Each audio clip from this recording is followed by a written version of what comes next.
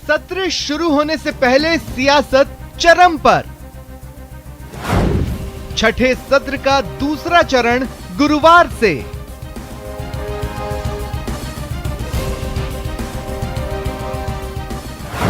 एक 173 दिन बाद फिर से होगा विधानसभा का सत्र शुरू। जो माननीय महामहिम राज्यपाल महोदय द्वारा स्वीकार की जा चुकी है उनकी सदन में जानकारी दी जाएगी। उम्मीद करते हैं राजस्थान की जनता से जुड़े हुए तमाम कार्यों के अंदर विपक्षी दल अपनी सकारात्मक भूमिका का निर्वहन करते हुए और तमाम वो विधायक जो सदन के पटल पे अपने संसद विधानसभा क्षेत्र की जो पर्चन रखना चाहते हैं उनके द्वारा इस समय का सदुपयोग किया जाएगा। सदन की 3 से 5 बैठकें होने की जताई जा रही है संभावना। सदन में आधा दर्जन बिल ला सकती है सरकार।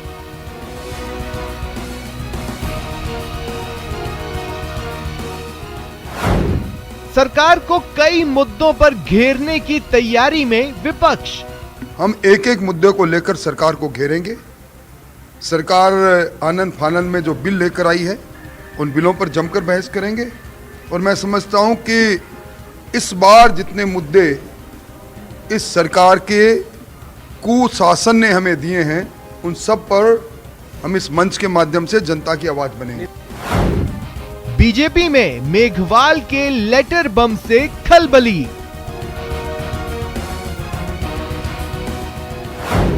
सत्रे सियासत।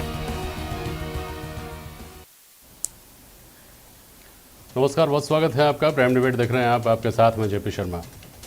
देखना दिलचस्प होगा कि संसद में विपक्ष पर हंगामा करने के लिए लानत भेजने वाली भाजपा स्वस्थ बहस करेगी या खुद हंगामे का रास्ता पकड़ेगी। कोविड मैनेजमेंट से लेकर कानून व्यवस्था जैसे तमाम मुद्दे हैं जिनको लेकर विपक्ष सदन से बाहर हमलावर रहा है, अब सत्ता पक्ष को सदन में घेरेगा। हालांकि संभावना ये है कि सत्र बहुत लंबा नहीं चलेगा और ज़रूरी विधायी कामकाज निपटाकर सत्र की पूर्णाहुति हो जाएगी। इसके अलावा संयोग ऐसा है कि सत्र से ऐन पहले अलग अलग घटनाक्रम में सत्ता पक्ष और विपक्ष दोनों में मतभेद और गुटबाजी एक बार फिर सतह पर आ गए हैं।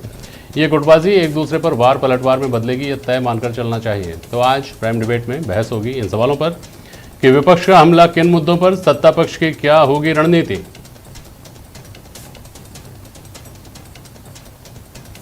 हंगामा रहेगा हावी या सदन का संचालन रहेगा प्रभावी।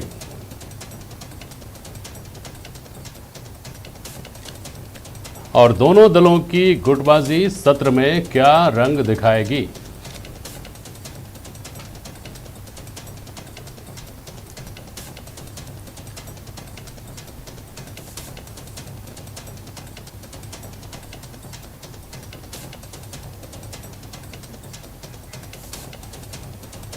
किशोर टाक है हमारे साथ, दुकानदार महासंघ के प्रदेश अध्यक्ष। स्वर्णिम चतुर्वेदी जी हैं, कांग्रेस के प्रवक्ता। सूरज सोनी हमारे साथ हैं, जन समस्या निवारण मंच के अध्यक्ष।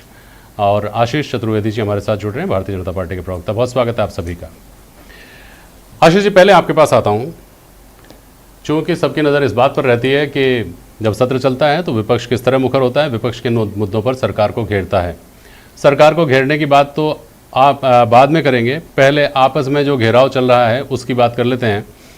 क्या ऐसा नहीं लगता कि जो भी धार आपने तैयार की होगी वो आपके आजमाने से पहले ही कुंद नहीं हो गई है कल आज के घटनाक्रम में?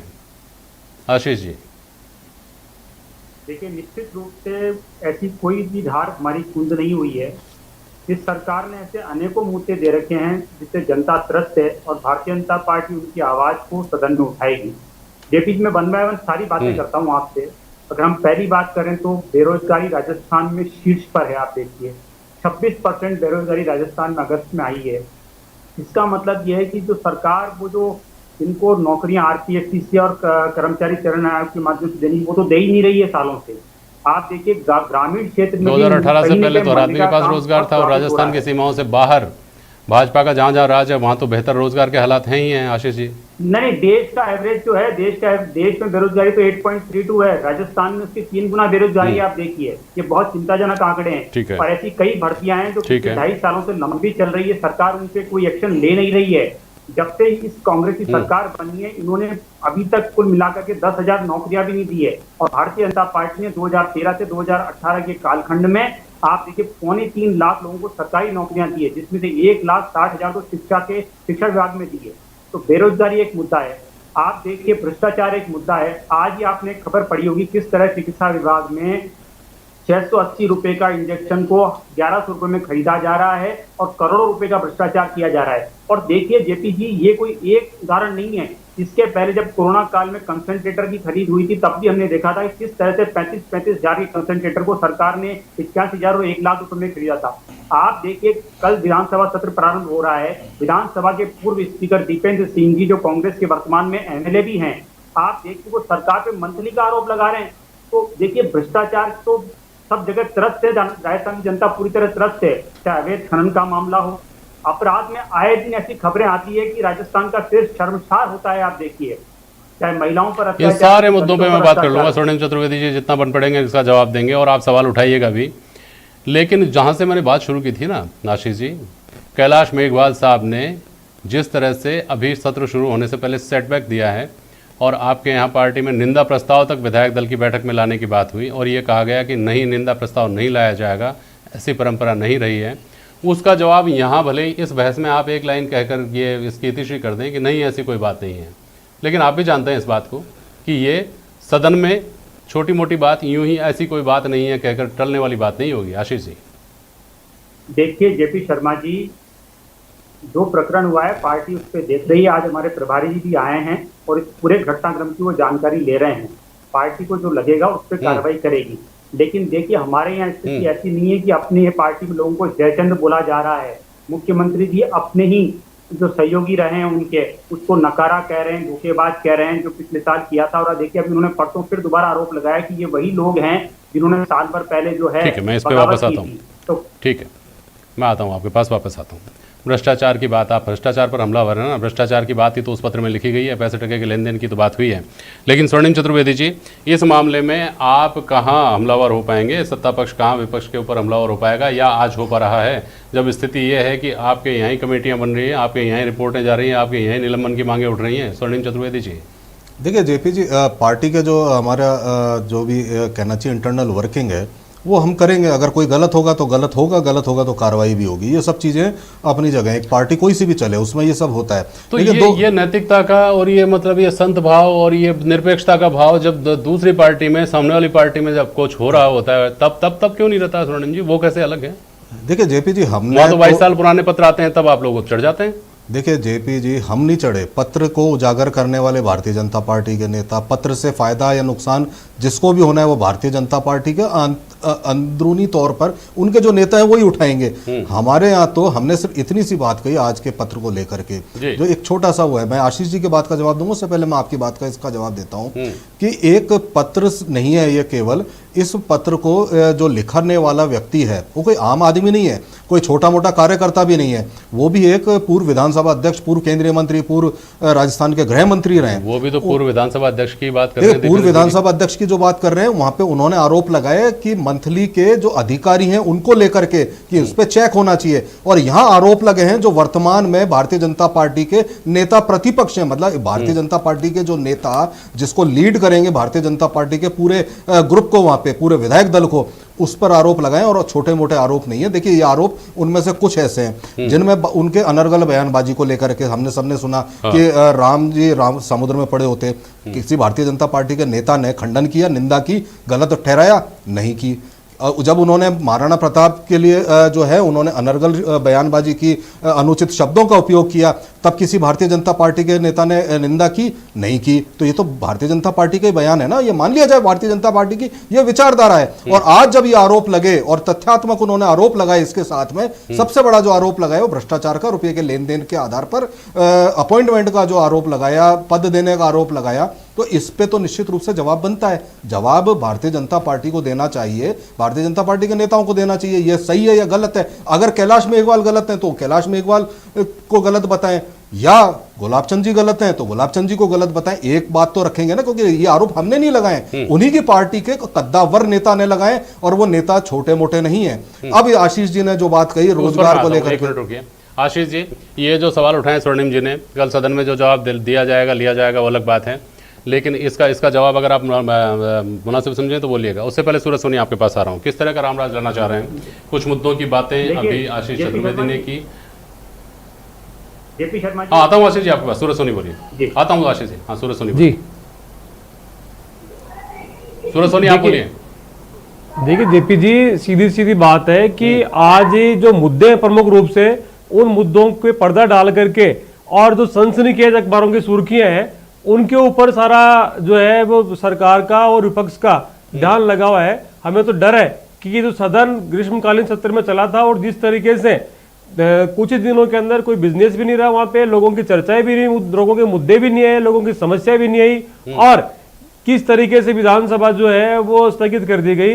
तो कहीं इस बार ऐसा नहीं हो कि मानसून सत्र के अंदर है ये जो सुर्खियां हैं इसमें एक दूसरे के अंदर और दामन की सफेदी और दामन में जो है वो कलंक देखने के आधार पे और लोगों के साथ में अन्याय हो जाए। आप देखिए जो कोरोना का पूरा पीरियड गया है जेपी जी, इस पीरियड के अंदर है आप कोविड के प्रबंधन में तो सरकार और सरकार के जो तंत्र था वो पूरी तरह से विफल रहा ही रहा। साथ ही इस पर्दे की आड़ के अंदर आप देखिए किस तरह के अपराध पनप गए।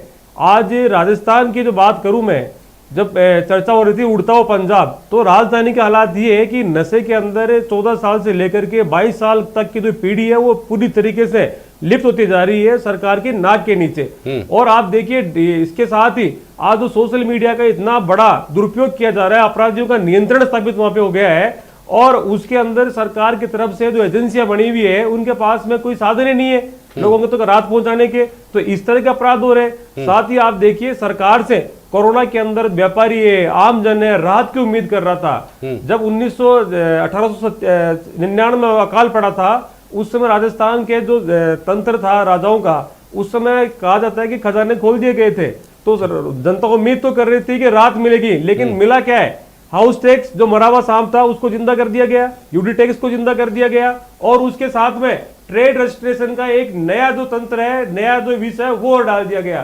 तो जनता के कोरोना से पीड़ित जनता थी उसके जले हुए पे नमक छिड़कने का काम किया जा रहा है। और हम चर्चाएं कर रहे हैं कि गुलाब जी ने क्या कहा है, अशोक जी गहलोत ने क्या कहा है, तो इससे आम जनता को क्या मतलब है। जनता को राज चाहिए साहब, जनता को सुशासन चाहिए, और जनता के जो अपराध का दलदल के अंदर फंसे हुए जो तंत्र है उसको सुधारने के लिए कानून व्यवस्था सुदृढ़ चाहिए, ये जनता की डिमांड है। और जनता का जो इश्यू है वो विधानसभा में डिस्कस होने चाहिए। आज करोड़ों रुपए लगने के बाद में भी विधानसभा में बैठ करके आप हंसी मजाक कर रहे हो, आरोप लगा रहे हो, धरने दे रहे हो, भाग रहे हो, तो ये मैं समझता हूं कि जनता के साथ में अन्याय है, साथ ही साथ में विधेयिका के साथ में बहुत बड़ा नाइंसाफी है। ठीक है, इसी तरह के ग्रीवेंसेज किशोर टाक आप बार बार उठाते रहे हैं। इस सत्र में क्या लगता है आपको किस जगह चूक हो रही है विपक्ष से, जिन मुद्दों को उठाया जाना चाहिए, सरकार के सामने लाया जाना चाहिए?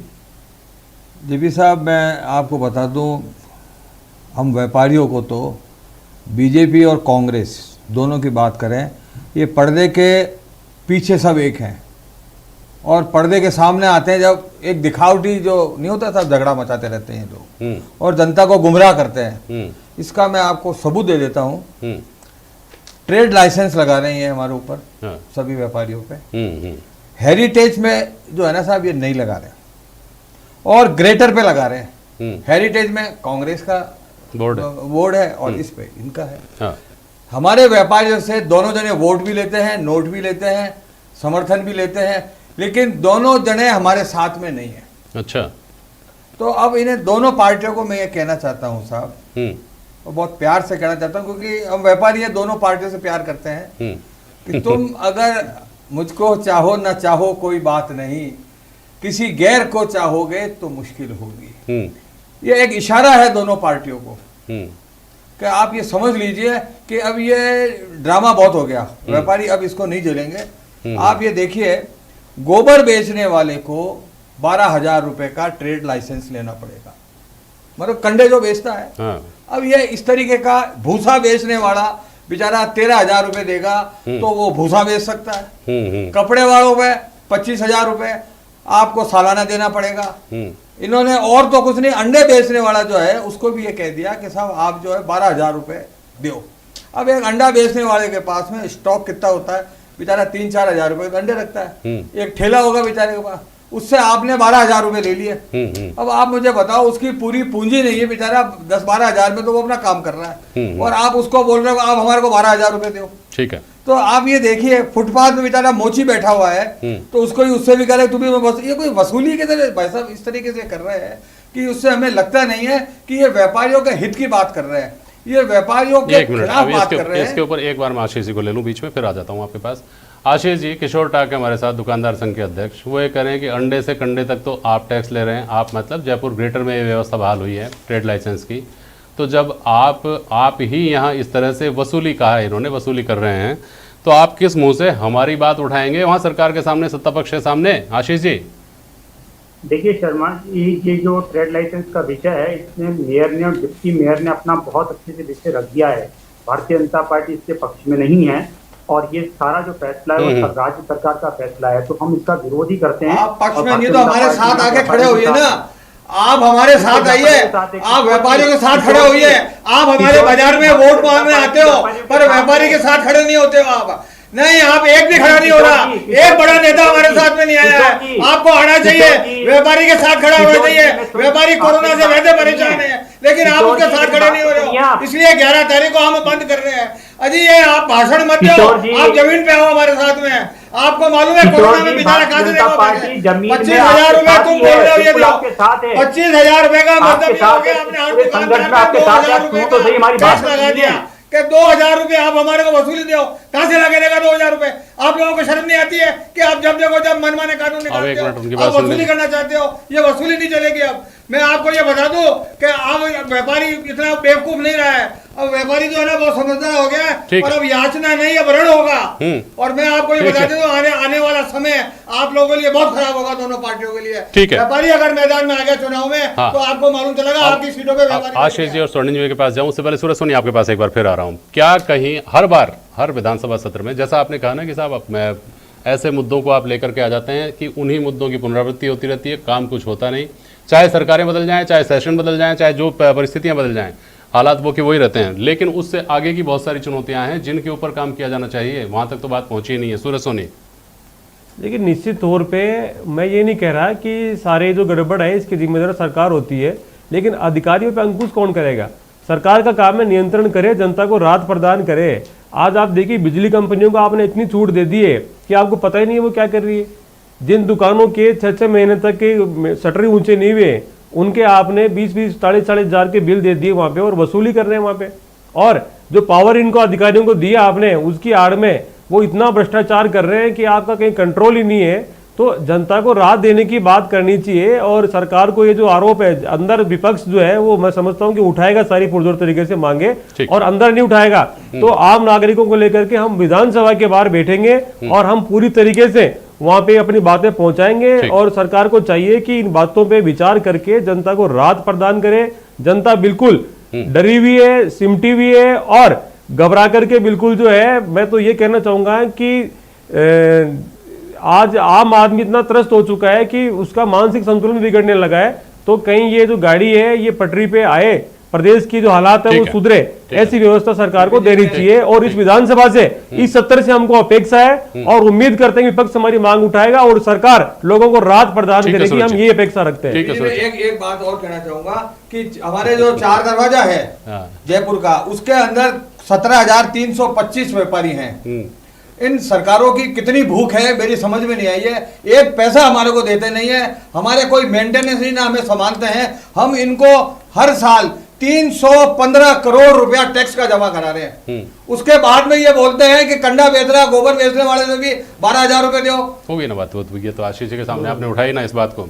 लेकिन ऐसा नहीं है स्वर्णिम चतुर्वेदी जी कि यहाँ बात चूंकि ग्रेटर नगर निगम की थी इसलिए आप पल्ला झाड़ सकते हैं इससे। कोविड मैनेजमेंट में यह तय है कि राजस्थान को बहुत प्रशंसा मिली है, लेकिन अभी बहुत कुछ किया जाना ऐसा नहीं लगता है क्या बाकी है? खास तौर पर जैसे बिजली के बिल माफ करने की बात सूरज सोनी ने उठाई, कांग्रेस पार्टी मांग करती है यूपी में इस बात की, राजस्थान में क्यों नहीं ध्यान दिया जाता?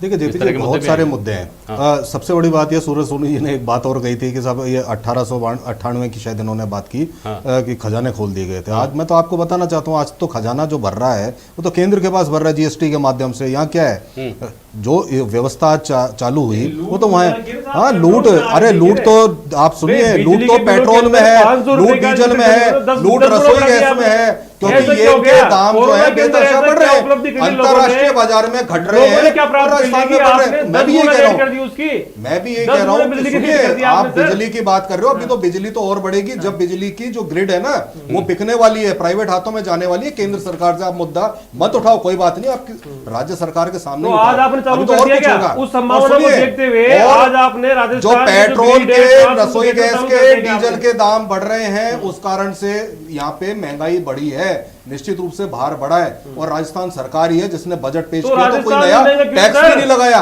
और सबसे बड़ी बात यह है, क्यों महंगा है? हरियाणा में सस्ता कैसे हो गया वहां पे? राजस्थान में तो जो टैक्स हमेशा से था वही आज है, लेकिन जो टैक्स केंद्र सरकार लगा रही थी वो बढ़ा है 116%। भले आप उसका विरोध मत करो, कोई बात नहीं है।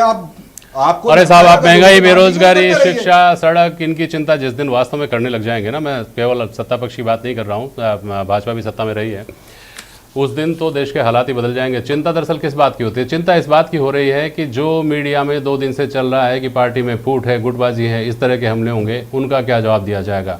जिस दिन केंद्र में समस्याएं आ जाएंगी उस दिन तो शायद समस्याओं का निस्तारण भी होना शुरू हो जाएगा। चलिए खैर, बहुत शुक्रिया आप सभी का आज प्राइम डिबेट में शामिल होने के लिए। आज के लिए बस इतना ही, नमस्कार।